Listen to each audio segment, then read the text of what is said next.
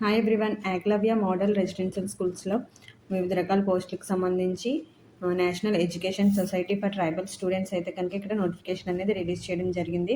So ఇవి ఏమేమి పోస్టులు ఉన్నాయి, అలాగే ఎవరు అప్లై చేసుకోవడానికి ఎలిజిబుల్ అవుతారు, అలాగే వారి యొక్క ఎడ్యుకేషన్ క్వాలిఫికేషన్ ఏ విధంగా ఉండాలి అనే వాటికి సంబంధించి పూర్తి డీటెయిల్స్ అయితే ఈ వీడియోలో మీతో షేర్ చేస్తాను. సో ఈ వీడియోని అయితే కనుక స్కిప్ చేయకుండా లాస్ట్ వరకు చూసి ఎలిజిబిలిటీని బట్టి అప్లై చేయండి.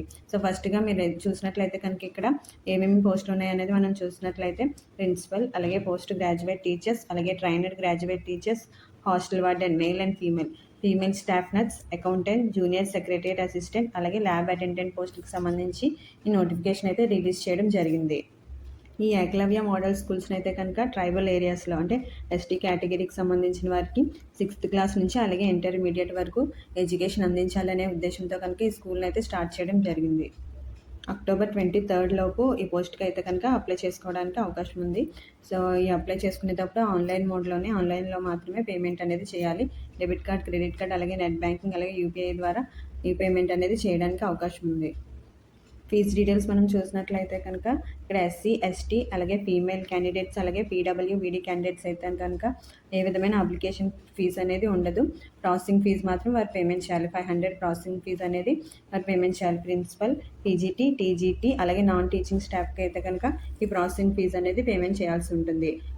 SC, ST, PWBD female candidates కాకుండా వేరే ఎవరు అప్లై చేసినా సరే కనుక వీటికి సంబంధించి అప్లికేషన్ ఫీజు అనేది ప్రిన్సిపల్కి అయితే కనుక ప్రిన్సిపల్ పోస్ట్కి అప్లై చేసుకునే వాళ్ళు 2000 అప్లికేషన్ ఫీజు పేమెంట్ చేయాలి.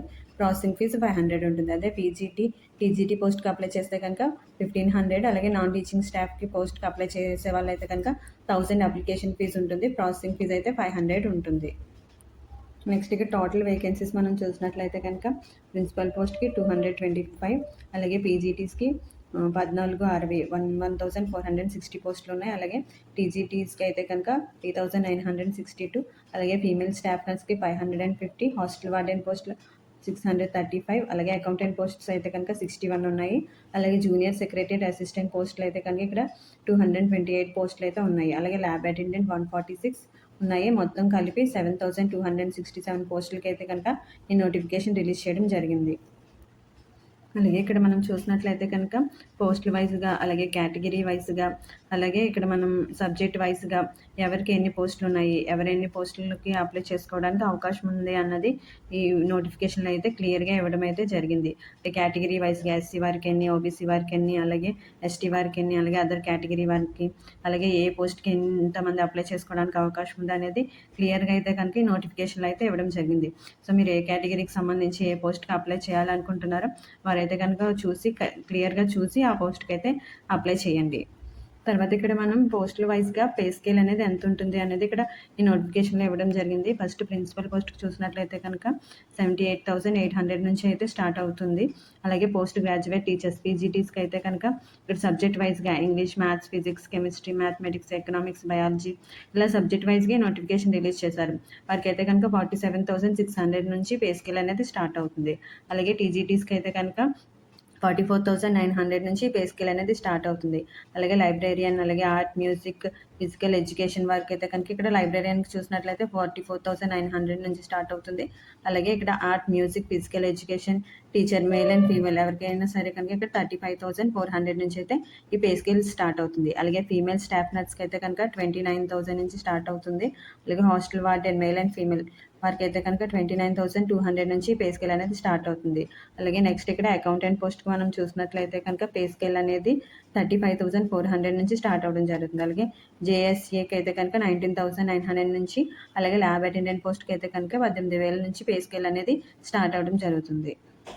నెక్స్ట్ ఇక్కడ మోడ్ ఆఫ్ ఎగ్జామినేషన్ చూసినట్లయితే కనుక టైర్ 1, టైర్ 2 రెండు విధాలుగా అయితే కండక్ట్ చేయడం జరుగుతుంది. టైర్ 1లో క్వాలిఫై అయిన వాళ్ళకి టైర్ 2 ఎగ్జామ్ అనేది కండక్ట్ చేస్తారు. అలాగే ఇక్కడ మనం చాయిస్ ఆఫ్ మీడియం చూసినట్లయితే కనుక ఇక్కడ హిందీ, ఇంగ్లీష్ 2 లాంగ్వేజెస్లో మనం అనేది ఎగ్జామ్ అనేది రాయడానికి అవకాశం ఉంది.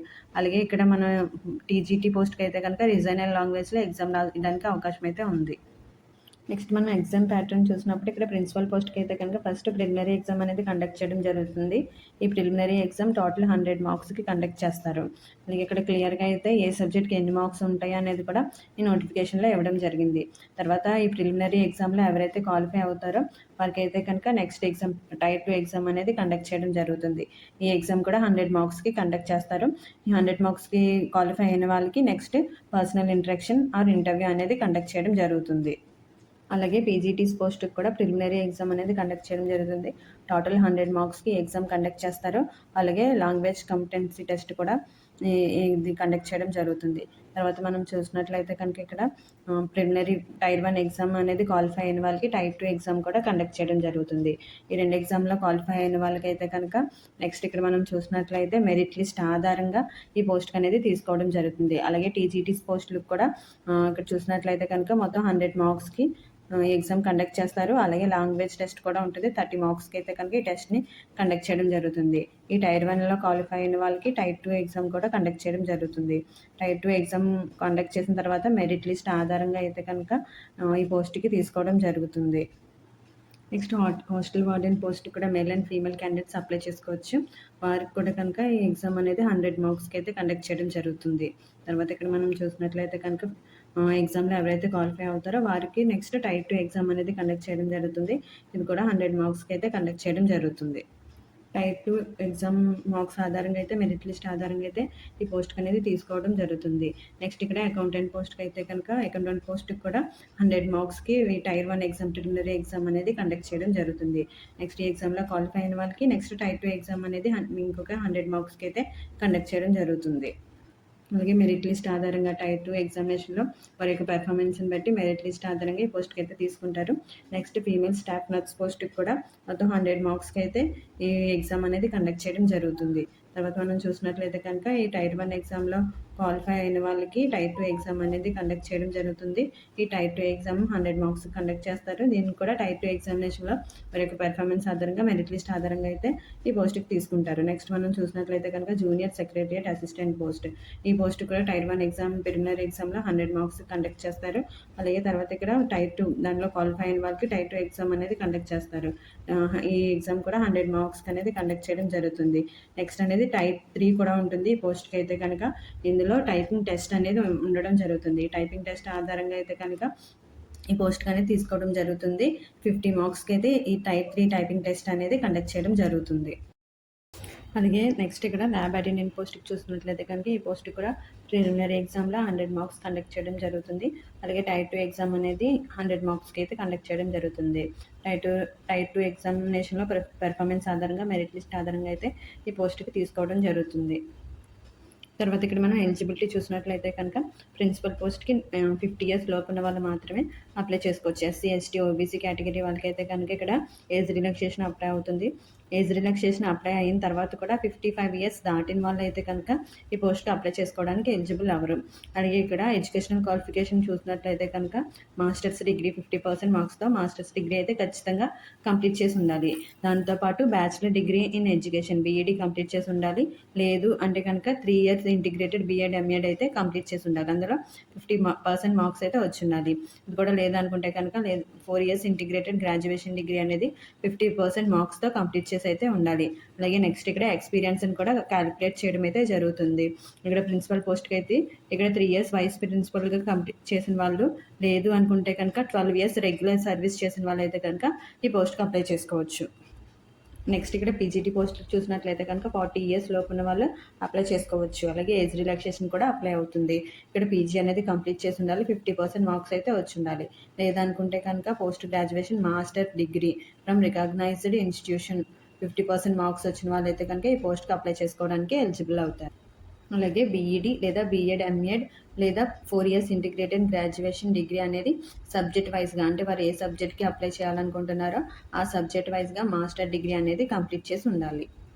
అలాగే ఇక్కడ పీజీటీ కంప్యూటర్ సైన్స్ పోస్ట్‌కి అప్లై చేసుకునే వాళ్ళు 40 ఇయర్స్ లోపు ఉన్న వాళ్ళు అప్లై చేసుకోవాలి. అలాగే ఇక్కడ మన ఎంఎస్సీ కంప్యూటర్ సైన్స్ లేదా IT, MCA, ME, MTech computer science, IT 50% మార్క్స్‌తో కంప్లీట్ చేసిన వాళ్ళు అప్లై చేసుకోవడానికి ఎలిజిబుల్ అవుతారు. అలాగే నెక్స్ట్ ఇక్కడ టీజీటీస్ పోస్ట్‌కి అప్లై చేసుకునే వాళ్ళైతే కనుక 35 ఇయర్స్ లోపున్న వాళ్ళు అప్లై చేసుకోవాలి. అలాగే ఎడ్యుకేషన్ క్వాలిఫికేషన్ ఇక్కడ bachelor degree, graduation, degree in subject అంటే ఏ సబ్జెక్ట్‌కి మీరు అప్లై చేయాలనుకుంటున్నారో ఆ సబ్జెక్ట్‌లో అయితే కనుక బ్యాచిలర్, గ్రాడ్యుయేషన్ కంప్లీట్ చేసి ఉండాలి. 50% మార్క్స్ అనేవి వచ్చుండాలి. ఇంకా ఈ క్వాలిఫికేషన్‌కి సంబంధించి పూర్తి డీటెయిల్స్‌కి అయితే కనుక ఈ నోటిఫికేషన్ లింక్ అయితే కనుక ఈ వీడియో డిస్క్రిప్షన్ బాక్స్‌లో ఇవ్వడం జరుగుతుంది. చెక్ చేసి ఎవరు ఏ పోస్ట్‌కి ఎలిజిబుల్ అవుతారో కరెక్ట్‌గా చూసి వారైతే కనుక అప్లై చేయండి. సో ఫ్రెండ్స్, ఇది ఏకలవ్య మోడల్ స్కూల్స్‌లో వివిధ పోస్టులకు సంబంధించిన కంప్లీట్ నోటిఫికేషన్. నోటిఫికేషన్ లింక్ అనేది వీడియో డిస్క్రిప్షన్ బాక్స్‌లో అయితే ఇస్తాము. సో పూర్తిగా చూసి చెక్ చేసి మీ క్వాలిఫికేషన్‌ని బట్టి మీరు ఏ పోస్ట్‌కి అప్లై చేయాలి అనుకుంటున్నారో ఆ పోస్ట్‌కి అయితే అప్లై చేయండి. సో టీచింగ్ ప్రొఫెషన్‌లో సెటిల్ అవ్వాలి అనుకున్న వారికైతే కనుక ఇది మంచి నోటిఫికేషన్ అని అయితే చెప్పాలి. సో వారైతే కనుక మిస్ అవ్వకుండా మీ ఎలిజిబిలిటీని బట్టి పోస్ట్‌కి అప్లై చేయండి. సో ఈ ఇన్ఫర్మేషన్ కనుక వాల్యుబుల్ అనిపిస్తే వీడియోని లైక్ చేయండి, షేర్ చేయండి. Thank you.